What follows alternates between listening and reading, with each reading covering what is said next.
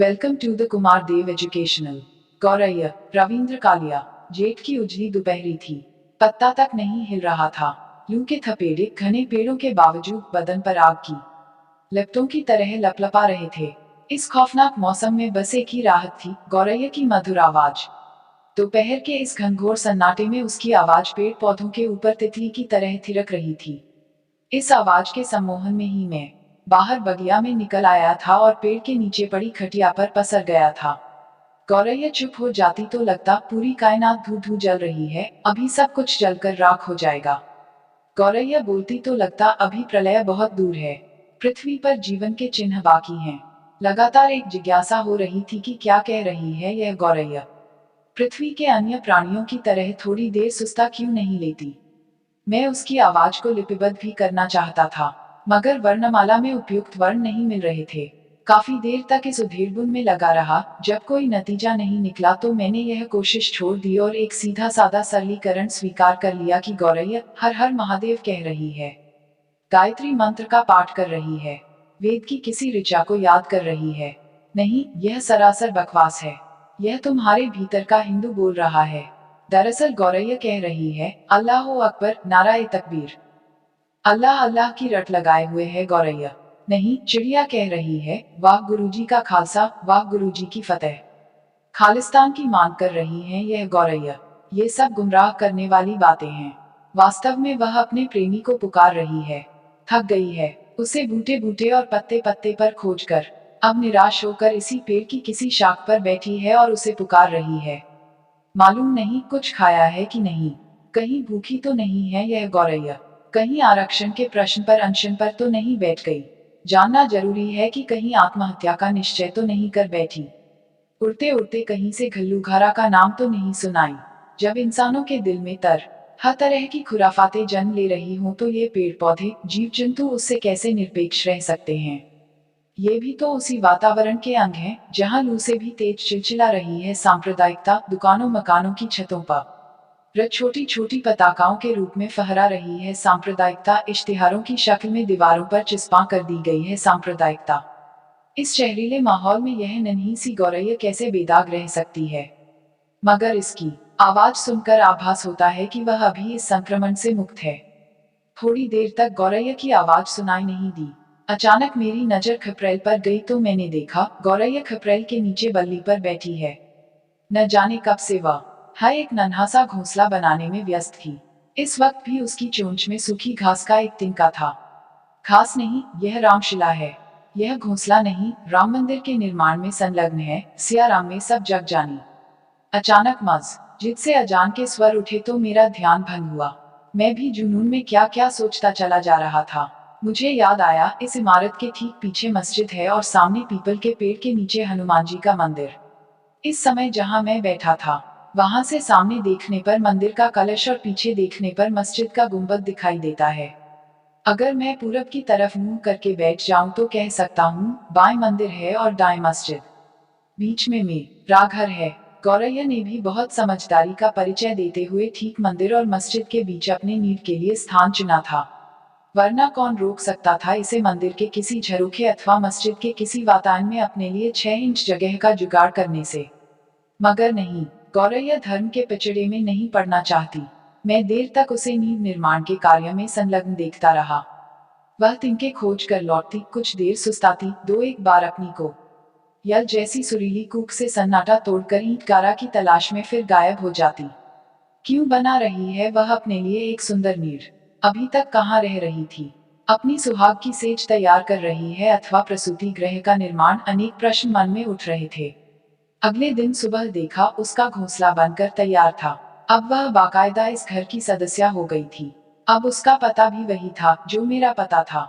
वह बेखट के अपने प्रेमी से पत्राचार कर सकती थी, अपना राशन कार्ड बनवा सकती थी, अपना वोट बनवा सकती थी अथवा पहचान पत्र। कुछ ही दिनों में मेरी उससे अच्छी खासी दोस्ती हो गई। एक दिन तो रोशनदान पर आ बैठी और मुझे जवाब तलब कर लिया, आज बाहर क्यों नहीं आए? मेरे सामने बैठकर सिगरेट क्यों नहीं फूके? अच्छा बाबा आता हूँ, तुम राग शुरू करो, मैं आता हूँ, मैंने कहा। दरअसल उससे दोस्ती होने के बाद मेरा समय अच्छा बीत रहा था। अपनी एक सप्ताह की मित्र तामे ही उसने मुझे राग भैरवी से लेकर राग जय जयवंती तक सुना डाले। मैंने महसूस किया इसकी आवारागर्दी कुछ कम हो गई है। हमेशा अपने नींद में नजर आती। एक दिन सुबह तो मैं खुशी से पागल हो गया जब मैंने देखा उसके अगल बगल दो नन्ही गौरैया और बैठी थी। घर में उत्सव हो गया। नए सदस्यों का गर्मजोशी से स्वागत हुआ। घर जैसे सोहर गाने लगा, भय प्रगट कृपाला दीन दयाला कौशल्या हितकारी। 12 घी के दिए, सतगुरु नानक प्रगटिया। गौरैया के बच्चे पूरे परिवार के सदस्यों के संरक्षण में पलने लगे। उनकी छोटी से छोटी हरकत पर चर्चा होती। एक दिन पता चला गौरैया सुबह से गायब है और बच्चे अकेले पड़े हैं। दोपहर को बाहर गया तो देखा गौरैया अभी तक नहीं लौटी थी। दोनों बच्चे टुकुर टुकुर मेरी ओर निहार रहे थे, जैसे माँ की शिकायत कर रहे हों। मैं उनकी मदद करना चाहता था, मगर समझ नहीं पा रहा था इस वक्त इन्हें किस चीज की जरूरत है। शाम हो गई, गौरैया नहीं लौटी। मैं चिंतित हो उठा, क्या होगा इन बच्चों का? कौन कराएगा इन्हें भोजन? ये तो अभी उड़ान भी नहीं भर सकते। यह गनीमत थी कि गौरैया ने काफी ऊंचे स्थान पर अपना नीड़ बनाया था, वरना बिल्ली अब तक इन्हें डकार चुकी होती। मैंने कई बार बिल्ली को इन बच्चों की ओर हसरत भरी निगाहों से ताकते देखा था। बिल्ली थोड़ी देर उछल कूद भी मचाती थी, मगर ये बच्चे उसकी पहुंच के बाहर थे। थक हार कर वह लौट जाती। गौरैया को नहीं आना था, नहीं आई। मैंने रात को भी कई बार टॉर्च जलाकर देखा, दोनों बच्चे चुपचाप अकेले बैठे थे। शायद सोच रहे थे कहाँ रह गई उनकी माँ, कहीं रास्ता तो नहीं भटक गई। वे कब तक भूखे प्यासे पड़े रहेंगे? कल तक जिस गौरैया पर मुझे लाड़ आ रहा था, आज मैं उससे बेहद नाराज था। मैंने उसकी छवि एक ममतामयी माँ के रूप में देखी थी। मेरी कल्पना में भी नहीं था कि वह अपने नन्हे मुन्नों के प्रति इस कदर निर्दयता और क्रूरता दिखाएगी। इस समय मैं इतने क्रोध में था कि वह सामने पड़ जाती तो एक दो झापड़ रसीद कर देता। धार्जा बंधाने के लिए मैंने बच्चों को पुकारा। अंधेरे में पुचकार सुनकर बच्चों ने खा फड़फड़ाए। मैंने घोंसले में लाई चने के कुछ दाने फेंक दिए और आकर खिन मन से लेट गया। अब सो जाओ चुपचाप, एक चिड़िया के पीछे पागल हो रहे हो। पत्नी ने कहा, हो सकता है वह बीच में किसी समय बच्चों को खिला पिला गई हो। नहीं, वह ही नहीं, बच्चे भूख से निढाल पड़े हैं। मैंने पत्नी को बताया, घोंसले में लाई चने डाल आया हूँ, शायद चुग ले। जाओ बोतल से दूध भी पिलाओ, पत्नी ने व्यंग्य से कहा और करवट बदल ली।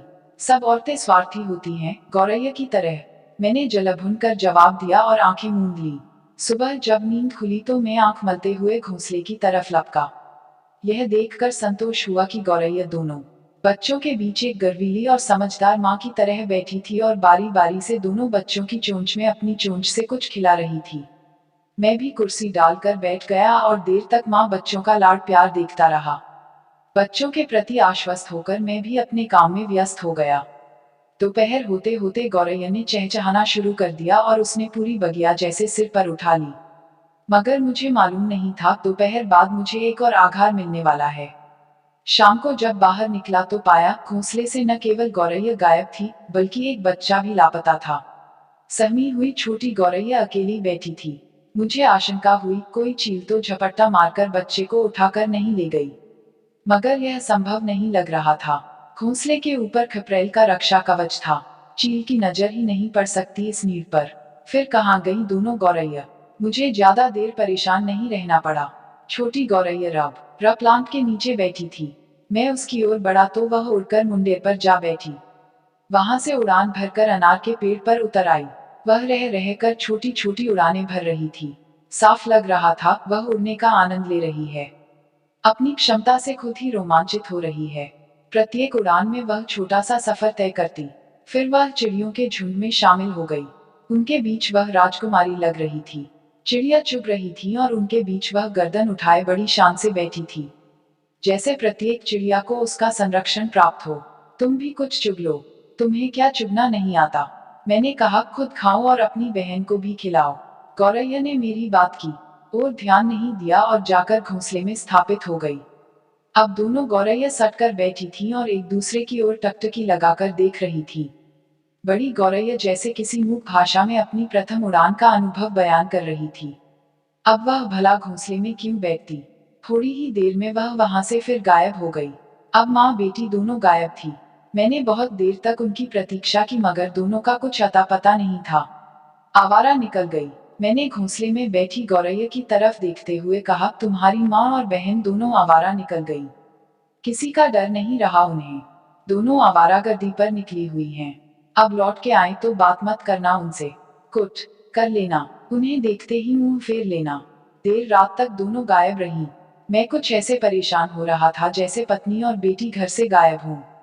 गौरैया की आवारागर्दी का तो मुझे एक रोज पहले ही आभास हो चुका था। उस नन्ही गौरैया के व्यवहार से मैं बहुत क्षुब्ध था, जिसे पैदा हुए अभी जुम्मा जुम्मा 4 दिन भी न हुए थे। इसी को कहते हैं पर निकलना। नए नए पर निकले हैं न, इसी का गुमान है। मैंने मन ही मन कहा। बाप रज्जा कर फिसड्डी गौरैया की भी खबर नहीं ली। गौरैया के पूरे खानदान से मेरी अनबन हो गई थी। सुबह तक फिसड्डी गौरैया के भी पंख निकल आए थे। वह अपने अकेलेपन से एकदम अनभिज्ञ थी, बल्कि लग रहा था अपने अकेलेपन से प्रसन्न है। वह बार बार घोंसले से उतरती और रबर के चौड़े पत्ते पर बैठने की कोशिश करती, मगर ज्यों ही पत्ते पर बैठती, पत्ता झुक जाता और वह फिसल जाती। हर बार वह गिरते गिरते रह जाती। कुछ देर घोंसले में भी श्राम करती और दोबारा इसी खेल में लग जाती। मूर्खा, पत्ते पर नहीं डाल पर बैठो, मैंने उससे कहा। उसने मेरा परामर्श नहीं माना और फिसलने का अपना खेल जारी रखा। दोपहर तक वह गमलों के बीच फुदकने लगी। लगता है इसके भी पर निकल आए हैं, मैंने कहा। वह जिस प्रकार निश्चिंतता पूर्वक नीचे गमलों के बीच चहलकदमी कर रही थी, मुझे लगा इसे बिल्ली का शिकार बनते देर न लगेगी। मैं देर तक उसकी रखवाली करता रहा। न उसे अपनी चिंता थी, न माँ बहन को उसकी चिंता। इन चिड़ियों को मुफ्त का चौकीदार जो मिल गया था। मैं बुदबुदाया। जब तक वह घोंसले में नहीं लौट गई, मैं बगिया में बैठा रहा। मन ही मन मैंने तय कर लिया था, इन चिड़ियों पर और समय नष्ट नहीं करूंगा। नादानी और बेवफाई इनकी रग रग में भरी है। पहले ये अपनी आवाज से रिझाती हैं, हरकतों से सम्मोहित करती हैं, उसके बाद पर निकलते ही बेवफाई पर आमादा हो जाती है। मैंने तय किया आज दोपहर को बाहर नहीं जाऊंगा। शाम को हस्बे मामूल जब मैं निकला तो देखा घोंसला खाली पड़ा था। उसमें चिड़ै का पूत भी नहीं था। मैंने तमाम पेड़ पौधों पर नजर दौड़ाई, पत्ता बूटा बूटा छान मारा, गौरैया परिवार का नाम मन निशान नहीं था। मुझे ज्यादा आघात नहीं लगा, क्योंकि मैं मानसिक रूप से अपने को तैयार कर चुका था कि यह अंतिम गौरैया भी मुझे धता बताकर गायब होने वाली है। मैंने राहत की सांस ली और फूलों पर मंडराती तितली यूं का नृत्य देखने लगा। बीच बीच में मैं गमलों के बीच भी निगाह दौड़ा लेता कि कहीं कोई गौरैया मुझसे लुकाछिपी न खेल रही हो। थोड़ी देर बाद मेरी दृष्टि मंदिर के कलश पर पड़ी तो मैं देखता रह गया। गौरैया का पूरा परिवार वहां बैठा था, निर्द्वंद्व, निश्चिंत, प्रसन्न। थोड़ी थोड़ी देर में उनकी चोंच से चोंच मिलती और अलग हो जाती। उनकी आजादी से मुझे ईर्ष्या हो रही थी। तीनों अत्यंत मौज मस्ती में वहां बैठी पिकनिक मनाती रही। पत्नी पास से गुजरी तो मैंने उसे रोक लिया। वह देखो, छोटा परिवार सुखी परिवार। तीनों आजाद पंछी की तरह इत्मीनान से मंदिर के कलश पर बैठी हैं। कितना अच्छा लग रहा है तीनों को एक साथ देखकर। जानती हो मंदिर के कलश पर क्यों बैठी हैं? क्यों बैठी हैं? क्योंकि इन्होंने एक हिंदू के घर जन्म लिया है। कुछ संस्कार जन्मजात होते हैं। यह कारण नहीं है कि विश्राम के लिए इन्होंने मंदिर को चुना है। फितूर भर लिया है तुम्हारे दिमाग में।